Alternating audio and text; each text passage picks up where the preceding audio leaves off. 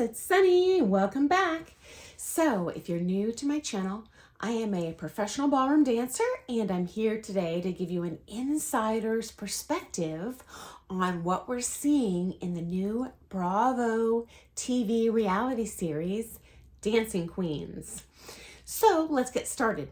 Right out of the chute, I want to talk about Sabrina. I saw some interesting things in this episode. First of all, I strongly dislike this. She, for the first time, her pro walks out on her, and we've seen her in previous episodes walk out on him during their practices, during their lessons. And I can't even wrap my head around this. You're paying this person for their time. It's mind-boggling to me. And she's so shocked in this episode that he walks out on her for the first time. And in my opinion, we treat others how we want to be treated. 10 minutes later, she admits that she's always been the one to walk out on him. So again, I think we reap what we sow. And he's understandably probably getting a little frustrated. Next up, I think it is horribly shameful that Stoss would treat her back that way, because ultimately he's the seasoned professional. He is serving the client. If he can't provide the self-control and the ability to calm her down and meet her needs, I really think he needs to move on and encourage her to see another professional. I don't know why he's ramming his head repeatedly into a brick wall here.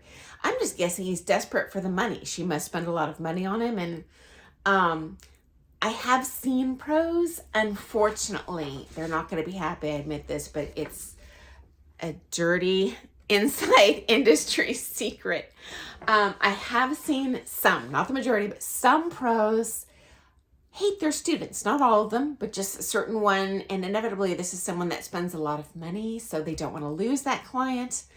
And I've even heard it, and I won't use the real words. It's dance, and then it rhymes with boring, but starts with a W. And I've heard a couple male pros describe this interaction like that when they're catering to someone who they utterly detest, but they want that money. And I find that term to be very offensive. So I'm only sharing it with you because you're here to get the inside scoop on kind of what goes on behind the scenes. Again, this is not a majority of professionals. Most are extremely professional, but I have seen it, and I don't like it. I think it's horrible. And I've occasionally had students I don't enjoy teaching, but anytime I don't like teaching someone, I don't want to say I fire them, but I say, hey, I'm not sure I'm the best teacher for you, and I'll refer them to someone who I think personality-wise is going to be a more complimentary match for everyone involved. So I don't like that he's stringing her along or she's stringing him along in this codependent, mutually abusive relationship. I don't like it one iota, but I have seen it before. So as you know, I don't like that Stoss, to me, seems verbally abusive, as I shared previously. Usually I see this sort of interaction with Eastern European pros, not so much with the Western European and American pros, but it does happen. And everyone learns differently. I'm not saying that professional has to be your best buddy and, kumbaya, whenever anything goes wrong, but I don't think you should walk out on practices or raise your voice or be condescending to them. You shouldn't be that way to anyone. Next up, we see, particularly in this episode, Sabrina gets a lot of pressure from her husband and her daughter to quit dancing. So we see her daughter express, Mom, you should quit because when you come home from these comps, you're stressed out, you're moody, and you lock yourself in your room.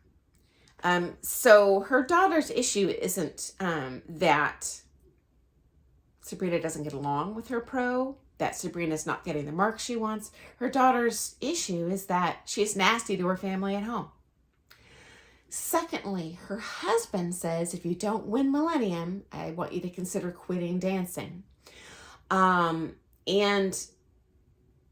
interestingly, he says that she's difficult to get along with and that he handles it by just keeping his mouth shut. So perhaps in Stas's mind, he's thinking, this person's paying me for results and I'm frustrated that I'm not seeing the results I want, and he's acting out against her, which is the wrong way to handle that stress, but this is my guess what's going on. And he did say that the way he treats her makes it difficult for him. I think it's ironic that Sabrina blames the way that she interacts with Stas on her family, saying, oh, I miss my family, I'm not there for them. And then she blames the nasty way she treats her family on Stas. And, well, I'm just stressed out, so I'm going to lock myself in the room and pout because I'm mad about dancing. And if she has a bad attitude everywhere, I think possibly she should take the time to evaluate her own attitude overall in her life, because that's not always everyone else's fault. There seems to be a common denominator here with the drama, and it's her and her personality and the way she talks to people. I don't like it. Also, it's just wrong. It's fake that she says most husbands would not tolerate their wife dancing with a pro. I have not seen that at all. Most husbands don't want to dance with their wife, and they're grateful they have the opportunity to pay someone else to do that for them in a way that is rewarding to their wife. I really like this husband. He seems like a really nice guy, extraordinarily patient, supportive, and kind of his closing words in this episode were, honey, I just want you to be happy. I love that. And I wish that she could treat him with that same support and kindness. Okay, next up, let's look at Donnie. So as you know, Donnie's the one who I am super tired of her attitude of blaming her marks in competition on her weight. Completely disagree with that. Every video clip I've seen, in my opinion, Donnie's being marked completely fairly and even-handedly, and she's using that as a crutch for not dancing as well as she perhaps could, or perhaps as well as the other dancers on her floor. I certainly hope she takes ownership in that, or it's really going to hold her back in competition. I love that she takes with Max Schmerkovsky in this episode. I originally thought it was a visiting pro because he's quite a high-level pro, but we find out in this episode that, in fact, he owns this studio, and you may have seen him on Dancing with the Stars many times. And he is a very accomplished dancer, so my guess is she would switch to him to be her partner if she could. But honestly, most elite level pros don't focus on pro-am. They might do it to encourage their students, but they're already fully booked with lessons, with coaching, with perhaps there's a lot of, if you're interested in it, a lot of media opportunities for ballroom dancers these days.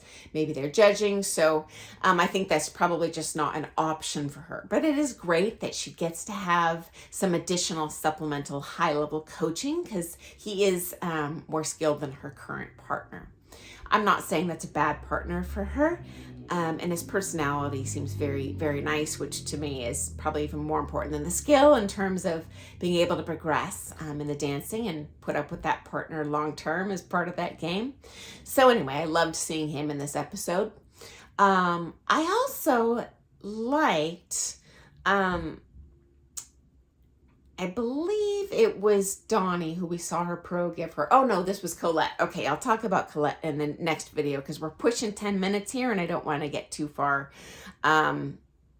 beyond this mark. So anyway, I'll continue that thought in 2 Shakes of a Lamb's Tail. Thanks for joining me today.